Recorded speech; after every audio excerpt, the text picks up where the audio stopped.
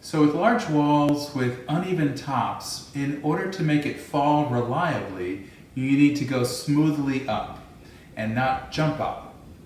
Let me show you.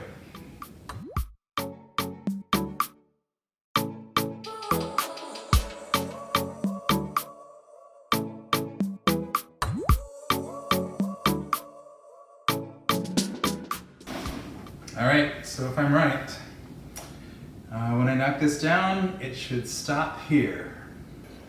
So we'll see if this works.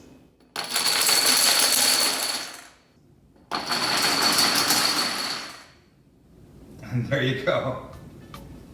Oh my God.